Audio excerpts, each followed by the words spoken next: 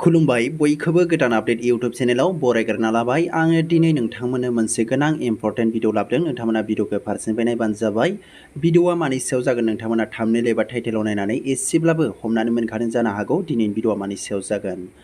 आरो जायफ्रा गोदान नोंथांमोना अननानै गोदान आपडेट इउट्यूब चेनेलखौ साबस्क्राइब खालामनानै बानो जाबाय। बेफोरबायदिनो गोदान गोदान नोंथांमोना भिडिअ मोनबाय थानो हागोन, नोंथांमोना नटिफिकेशन आपडेट मोनबाय थानो हागोन।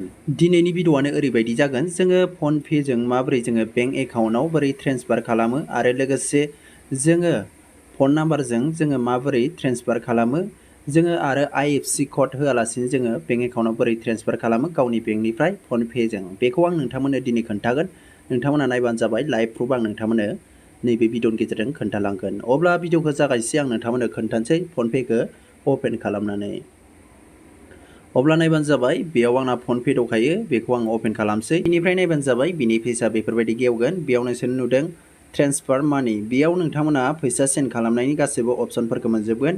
बिनिफ्राय आं नोंथांमोननो खोन्थालांसै। फार्स्ट अपसनखौ बेयाव दङ नै टु मबाइल नाम्बार, बेयाव नोंथाङा मबाइल नाम्बारजों नोंनि बेंक एकाउन्टनिफ्राय फन पे खालामनानै फैसाखौ सेन्ड खालामनो हागोन। बेयाव मबाइल नाम्बाराव माबायदि सेन्ड खालामगोन होननानै बुङोब्ला, जाय मानसिया फन पे खुलिनानै लादों बै मानसिनि मबाइल नाम्बारखौ बेयाव होनांगोन। बिनिफ्राय बेयाव ओंखारखागोन अपसन, अब्लानो बेयाव टाइप खालामदो, बिनिफ्राय फन पे खालामनानै फैसाखौ नोंथाङा ट्रेन्सफार खालामनानै हरनो हागोन। बिनिफ्राय आं नोंथांमोननो खोन्थाबावनि नेक्स्टआव बेयाव नायबानो जाबाय, बेयाव दङ टु बेंक UPID, बेयाव नोंथाङा एकाउन्ट नाम्बारजों सोनो हागोन दै, आं नोंथांमोननो खोन्थानि। बेयाव नायबानो जाबाय, नोंथाङा जाय मानसिनि बेंकआव सोनो बिनि एकाउन्ट नाम्बारखौ होनांगोन। नैबे गायाव दङ प्लास अपसन, बेयाव खनसे थुदो। बिनिफ्राय बिनि बेंकआ मा नाम बेखौ सार्च खालामदो। बेयाव दंखायो नै सार्च बाय बेंक नेम, बेयाव टाइप खालामदो, बिनिफ्राय सार्च खालामदो।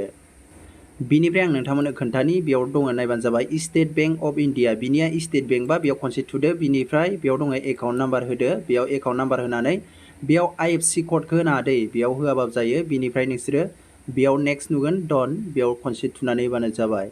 अब्लानो बिनि बेंक एकाउन्टआव मा नाम दङ बेयाव नुजाफैगोन। बिनिफ्राय नोंथांमोना बेयाव फैसाखौ ट्रेन्सफार खालामनो हागोन। बिनिफ्राय आं दा नोंथांमोननो खोन्थाबावनि बेक थांनि, बेयाव नायबानो जाबाय, बेयाव दङ नायबानो जाबाय टु सेल्फ एकाउन्ट, बेयाव खनसे थुनानै होदो।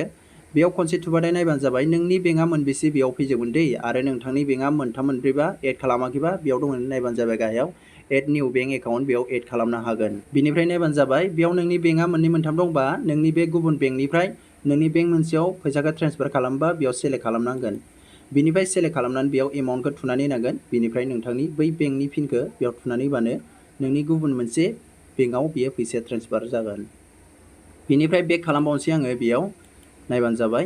बिनिफ्राय नायबानो जाबाय, बेयाव दङ चेक बेलेन्स, बेयाव नोंथाङा नोंथांनि बेंक एकाउन्टआव बेसेबां फैसा दङ बेखौ चेक खालामनो हागोन। बेयाव नोंथांमोना नायनानै बेफोरबायदिनो नोंथांमोना नायनो हागोन। आं नोंथांमोननो गासैखौबो शेयार खालामनानै होबाय। बिनिफ्राय नायबानो जाबाय, गाहायाव दङ नोंनि बेयाव UPID आ फैगोन। बिनिफ्राय नोंथाङा सोर सोरनो फैसाखौ ट्रेन्सफार खालामखो नोंथाङा नैबेयाव हिस्टरि अपसन नुगोन, बेयाव नोंथाङा खनसे थुनानै होबानो जाबाय। बेयाव जेसेबां हिस्टरियाव जेसेबां फैसा ट्रेन्सफार खालामो बेखौ डिलिट खालामनो हाया दै, दाननो हाया। आं नोंथांमोननो बेखौ शेयार खालामनानै होनाय जाबाय। अब्ला लोगोफोर दिनै भिडिअआ एसेनोसै, आं नोंथांमोननो बेखौनो शेयार खालामनाय जाबाय। जायफ्रा रोङामोन नोंथांमोना नायनानै नोंथांमोना गावबा गावनि मबाइलावनो खालामनो हासिगोन। Thank you. अब्ला लोगोफोर फुल भिडिअ नायनायनि थाखाय नोंथांमोनखौ साबायखर बावहरबाय।